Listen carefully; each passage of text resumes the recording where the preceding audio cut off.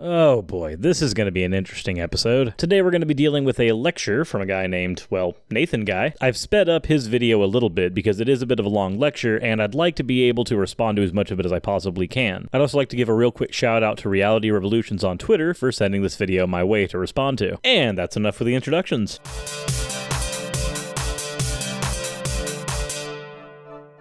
Today we're going to talk about worldviews. That's what I'd like to talk to you about. What it is that you think about life's big questions. So I'll ask the obvious introductory question, what's a worldview? And Google, that source of all knowledge and wisdom, says that a worldview is a particular philosophy of life or a conception of the world. So whatever you think life is all about, that's your worldview. I'm mostly okay with this definition, as long as he doesn't try to use it as a method to say that all people of a certain type have a certain type of worldview. I find that worldviews are an interesting topic when talking about people on an individual basis, but applying them to a group never really seems to end well. So let's see what happens. Does he apply worldview to an entire group of people, or does he use it on the individual basis where it's much more honest? And worldviews are important, because like a house has a foundation, you have a worldview. Everything that you do comes out of your worldview, even when you aren't consciously aware of it. What you think determines what you do and where you go in life.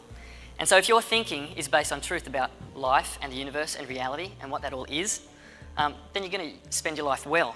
And we're already off to a bad start. While it is true that believing in true things can help you have a better life, it's not true that it always leads to a better life. There are some unfortunate realities in this world that some people honestly are better off not knowing. There are comforting lies. I'm generally not a fan of comforting lies. For instance, as a parent, there's a cost-benefit analysis as to whether or not you tell your child that their pet has just died. Some parents opt for the comforting lie that a pet has just ran away as opposed to dying. It's much easier for a child to come to grips with something that's not quite as final as the idea of death. This is an example of a comforting lie that someone could have that would actually lead to better well-being on their part, at least in the short term. But if you misunderstand the nature of reality and what life is, you might live it the wrong way and you might regret it. You might feel like you've wasted your life. I'll remember that you said that. Be very careful with what you say in the rest of this lecture. You wouldn't want to live the rest of your life regretting what you said in the rest of this. So we need to examine our foundations. We need to know whether our worldview corresponds with reality. We need to know if what we believe about the universe and life and God is true. So today I want to compare for you two different competing worldviews, two different accounts of reality that both claim to be true. And the first one is called the philosophy of naturalism. Naturalism is the view that only natural laws and forces operate in the world. So it begins with an assumption that there are only natural things and absolutely nothing supernatural. Carl Sagan, the famous astronomer, said that the cosmos is all that is or was or ever will be. In other words, only the universe and the things that it's made out of exist. So that's a blatant misrepresentation of what Carl Sagan actually meant when he said cosmos. Carl Sagan used cosmos as a method of defining all that is, with the universe being a subcategory of this as one piece in the entirety of existence. So to say that when Carl Sagan refers to the cosmos, he's saying that the universe is all that exists is a blatant misrepresentation of what he meant. The idea of the cosmos does nothing to negate the idea of an afterlife or the idea of any other type of realm. It simply says that it is the umbrella in which the universe resides. Anything else would, by default, also exist under this umbrella. And so under naturalism, everything that happens has a natural cause or explanation. Everything can be explained by matter and energy and time, chance, the interaction of atoms and molecules and forces in chemistry and physics. And can you find me one thing that doesn't fall into that category? And in this view, there are no immaterial realities, no spirits, good or evil, no souls in the human person, and even you, your mind and your idea and your consciousness, all of that stuff is actually just a physical brain and electrical impulses firing in that brain. That's what naturalism says that you are.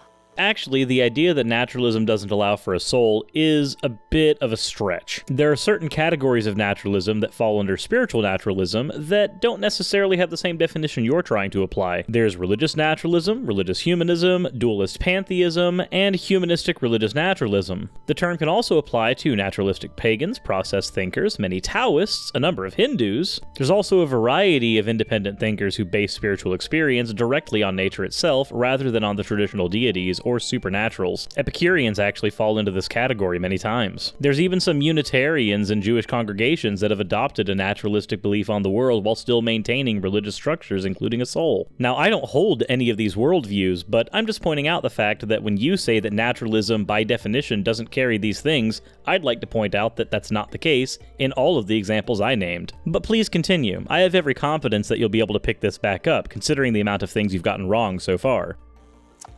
So if we look at the big life questions, it says God does not exist, because nothing immaterial or spiritual exists. Oh boy, we've got another thing wrong. If you'd like an example of a naturalistic God, just take a look at Spinoza's belief in God. He held that God and the universe were the same thing, making God, by definition, material. The universe exists as a result of natural, random, purposeless processes. It wasn't created for any particular reason by any particular thing. There's no real meaning to life on this view. So you get to make it up.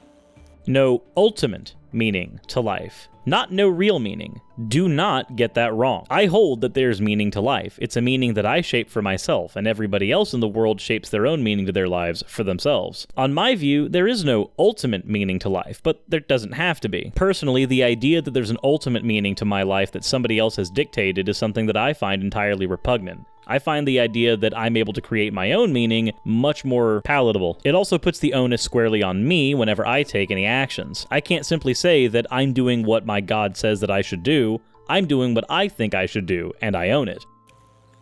And people are interesting biological organisms, but really there's nothing that valuable or special about us. We're just robots made out of meat. In fact, Francis Crick, who discovered the DNA molecule, he said you, your joys and your sorrows, your memories and your ambitions, your sense of personal identity and free will are in fact no more than the behaviour of a vast assembly of nerve cells and their associated molecules. You're just a biological machine on this view. And you're probably going to try to spin that here in a little bit to point it as some kind of repugnant position that leads to nihilism. Humans are nothing special. We just happen to have a more developed frontal cortex. We just happen to benefit from the fusing of chromosome 2. We just happen to have had evolution on our side to create who we are. But ultimately, the sense that we're better than any other animal on Earth is completely arbitrary and fabricated by us and us alone. There's nothing really wrong with this, however. This is how our society operates, and it's caused us to move to the position we're in so far. And the last bit, which I think we're probably familiar with, on the big question about religion, naturalism says that all religion is pre-scientific, man-made mythology. And it has this attitude associated with it. If you believe that stuff, you're stupid. Again, I'll cite the examples that I gave before when you said that all of naturalism says that gods don't exist. There are several religions that are entirely naturalistic in their structure. So no, naturalism does not say the things that you say it does. Just this one very specific version of naturalism that you're trying to construct as a dichotomy against the worldview that you're going to construct as superior. Who's come across that attitude before? If you believe this religion stuff, you're stupid. I want to talk about naturalism with you today, and Christianity, obviously, because I'm passionate about the gospel, the message of salvation in Jesus Christ. I think it's the most important message that I could talk with you about. But it's this view of naturalism that forms an enormous roadblock to the advance of the gospel by saying that there is no God, there's just nature. So it's naturalism you have to worry about, not other forms of theism that predominantly cause issue with your own religion? The world has what, 2% of the population identifying as religious nons? Like 2.8 billion people in the population identifying as some kind of Christian, and 2 billion of the population identifying as some sort of Muslim? I'd say that by sheer numbers, naturalism is not the roadblock to your religion. Other religions are the roadblock to your religion. So this view stops people from reading the Bible or even taking Christianity seriously as a viable worldview. And so the people that we want to reach for Jesus Christ, some of them either believe this view of naturalism or they're impacted by it in some way and they aren't ready to hear the gospel. If you don't think that there's such a thing as a God or a spiritual reality, why would you listen to someone wanting to talk to you about it? Strangely enough, I've found that more atheists have read through their Bibles than Christians. This is obviously purely anecdotal, but I don't think that it's untrue either. So trust me, the issue is not that these people don't want to hear the gospel and won't read their Bibles. The issue, in many cases, is that they've read your Bibles and they've come to a decision as a result. You may not like the decision that many of us came to after reading your Bible, but it doesn't mean that we rejected those notions out of hand. Many atheists started out as Christians and took your notions 100% wholeheartedly. I was one of these people. But if you desperately need to strawman the other side in order to get your point across to an audience, then, well, maybe you shouldn't try to get your point across to any audience. So we might need to be able to disrupt their confidence in their worldview if we're going to be able to share the gospel with them. So I think we have a responsibility to know about this if we want to reach our culture for Christ. The other reason I want to talk about this with you is that young people, often when they get to the age they're attending university, that's the time that they're most likely to leave the church and to leave Christianity and lose their faith. And often, this view of naturalism is the reason that they give. So you mean some people who pursue higher education end up falling away from your faith? Go figure. This is one of the reasons why I've made the argument that young earth creationism is one of the best tools in an atheist pocket for converting people away from Christianity. If you teach people a version of Christianity that doesn't comport with reality in any way, shape, or form, when they are finally faced with reality, they're going to make a choice. This is why you don't see a lot of people who are just cultural Christians falling away from the faith the same way you do people who fall away from the more extremist versions. I know, or at least I hope, you're not saying this is a method to discourage people from pursuing higher education. Again, I hope. Naturalism has an influence on politics, on education, what it is that you're taught in schools, and all sorts of all various forms of media. And together, these they form a narrative that Christianity is stupid, and it's unscientific, and it's dangerous. No, usually it doesn't form a narrative that Christianity is stupid. In fact, most of the country accepts Christianity as true, at least on some level. If we're talking about America, that is. However, the book itself is incredibly unscientific. But that's fine. The Bible is not a science book, nor does it claim to be. It's only people that desperately need it to be a science book that claim it to be that. But if you need to create a narrative that science is against your religion, then, well, I can't help you. After dealing with the NIFB, I have a really bad taste for poorly thought out narratives. And so our young people, they read lots of negative pushback against Christianity, and they read bad internet arguments. And then they get to church, and the people in their church usually aren't very well prepared to handle those arguments. And they say really nice things to them, really well-meaning things like, just read your Bible, just have faith, just believe. And it forms within young people this idea that maybe Christianity isn't robust enough a worldview for me to hang my hat on. Maybe it can't answer these questions. And so they leave. You see, therein lies the problem. If you use Christianity as a worldview or as a lens to view everything through, then of course reality is going to be distorted. I think Christianity is best suited for being some type of ritual or practice that people use, but not necessarily a lens that they view the entire world through. Christianity itself is not a robust worldview, and the only way that I've ever seen to make it a robust worldview is to tack a lot of other apologetics onto it. You end up having to study things outside of Christianity and then try to comport them to Christianity to actually construct a worldview for yourself. It's at this point where you've constructed an individualistic worldview around Christianity, but Christianity itself is still not the worldview. Maybe your argument would be better suited if you just accepted your religion as a facet of someone's personality as opposed to the lens they must view everything through. I think that perhaps science has closed the door on God, and I really want to speak to you about this because I've had friends where this has happened. But I'm passionate about demonstrating for young people that this actually isn't true. Christianity fits really well with modern scientific discoveries, and it's actually the worldview of naturalism that struggles to adequately explain the universe we find ourselves in. Well, I'm definitely prepared to hear you try. Let's just look at Christianity quickly, although I think I'm talking to people that already know what it's about. On the big life questions, God exists and all other things get their existence from him. The universe is created by God for the purpose of supporting living creatures. If you want to say that the universe was created for the purpose of supporting living creatures, then you have an incredibly inefficient universe on your hands. The universe as we know it is 93 billion light years across. Our galaxy alone is 100,000 light years in diameter, and finding our Earth in that galaxy is like trying to find a needle in several haystacks. I'd say at this point, if you compare the universe to any machine that we know today, the universe would be the most inefficient if its job is to create and support life. As an example of a man-made machine, a gasoline combustion engine has about a 20% thermal efficiency. This means we only get about a fifth of the energy out of the machine that is put in. This is still considered moderately efficient. If you were to compare the efficiency of the universe to that of this car engine, you have less than a fraction of a fraction of a fraction on your hands. With the universe being 93 million light years across, and each light year being equivalent to 9 trillion 1,500,000,000,000 kilometers, you can see how the Earth, with a circumference of 40,075 kilometers, is but a pale fraction compared to the rest of the universe. This isn't even taking into account the amount of our Earth that can actually sustain living creatures. The number gets smaller then. So no, the universe is not efficient at this one job, if this is in fact its one job.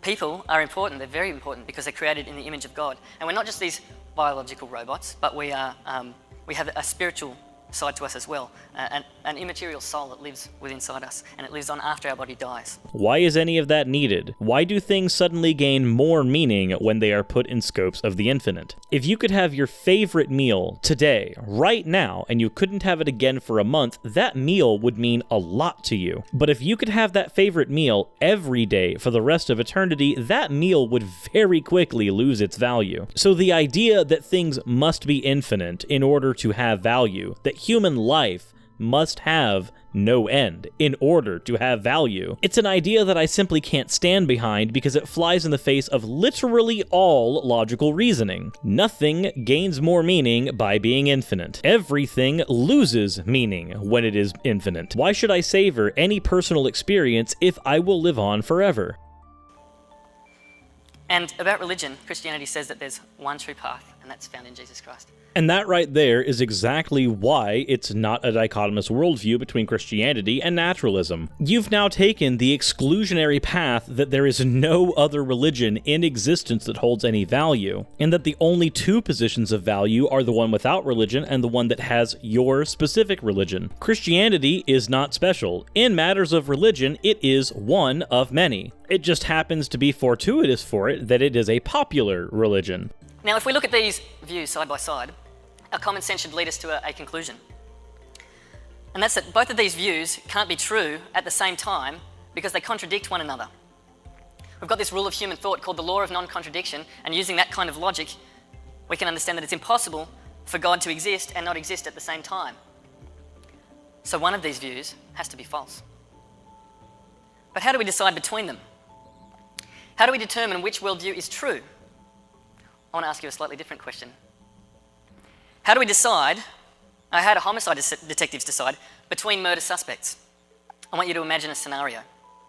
There's a crime scene, and there's two suspects seen in the area at the time of the crime, and so investigators are going to look at that crime scene for clues. They're going to take witness statements, they're going to take fingerprints, they're going to look for artifacts like bits of clothing that are left at the crime scene, they're going to take DNA evidence. And using that information, they're going to put that all together and they're going to decide which suspect best fits the evidence.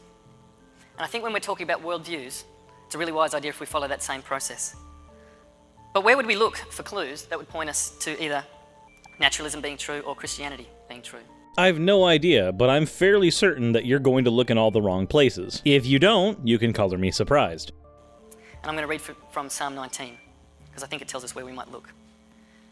It says, "The heavens declare the glory of God, and the sky above proclaims his handiwork. Day to day pours out speech, and night to night reveals knowledge."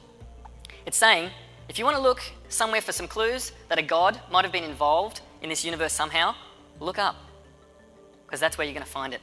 Wait. So this whole argument boils down to look at the trees. This whole thing literally ends up just being, look at the world around you. That's evidence of God. Fine. You know what? I'm going to do something that most atheists don't do here. I will accept that. I will grant you that.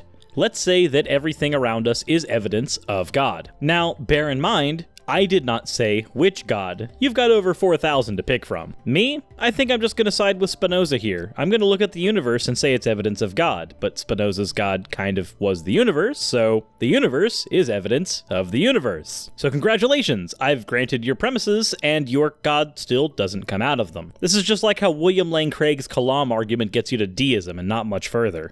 And when I look up at a beautiful night sky like this, I just see beauty. I see like stars. I can point out a few constellations here and there. But scientists, astronomers, when they look at this stuff, they see a whole world of detail, a different kind of beauty. And so today I want to present to you two uncontroversial facts that scientists have discovered about the universe. I want to ask you the question, do they make sense on a naturalistic worldview, or does Christianity actually give a better explanation? And the first fact that we're going to talk about is that the universe definitely had a beginning. Alexander Vilenkin, who's a professor of physics from Tufts University, very well respected, he said that all the evidence we have, all of it, says that the universe had a beginning. And when he's talking about evidence, I cut most of it out because I thought it would be too boring, but Einstein's theory of general relativity predicted a beginning to the universe.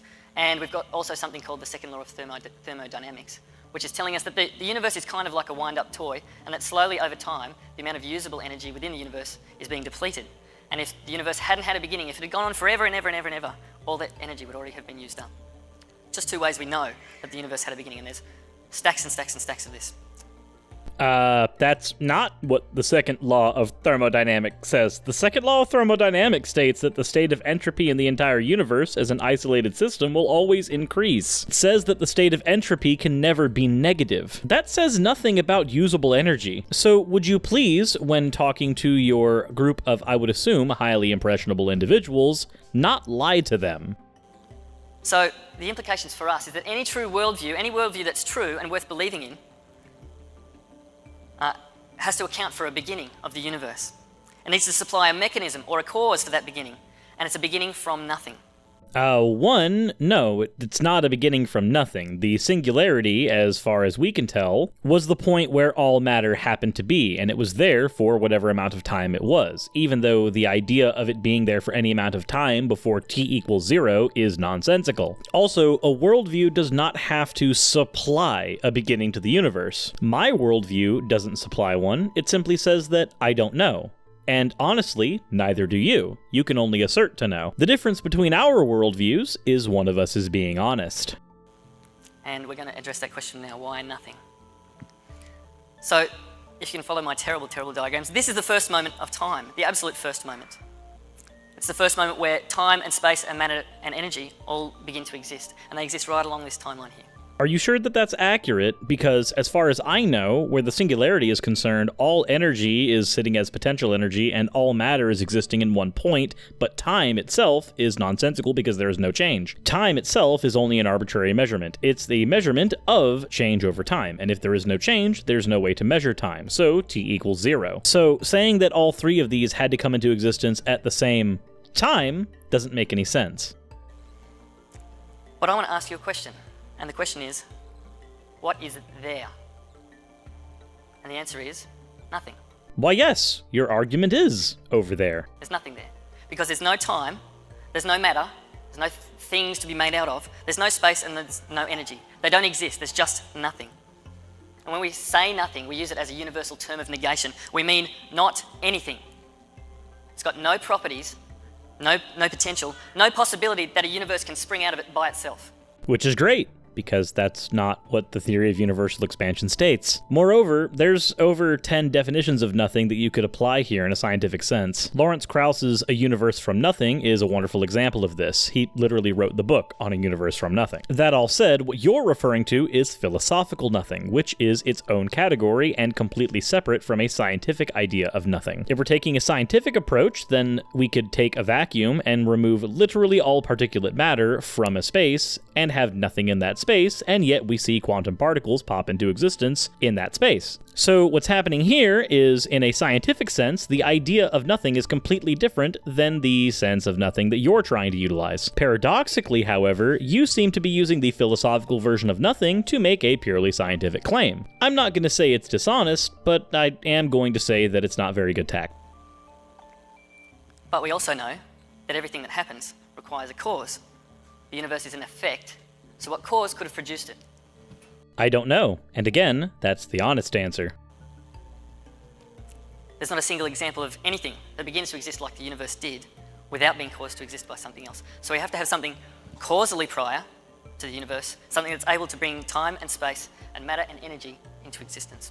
Then what if I proposed the idea that two different gods, much less powerful than the god that you're trying to prescribe, fought each other in a realm that was completely separate from our reality? Their fight took them from their reality into what we know as our reality at t equals 0. In coming to our reality, these gods fused together into what we know as the singularity, destroying themselves. The resulting destruction provided the potential energy for the initial inflationary period where the universe began its expansion. The universe begins expanding, entropy is everywhere, and then gravity eventually, as the force that we know it as today, starts pulling things together into what we would call planetoids. Thus began the story of our universe in, well, this story. Now, I don't believe any of what I just said happened. However, I did want to use it as a demonstration for why your argument fails. I just granted you God's existing.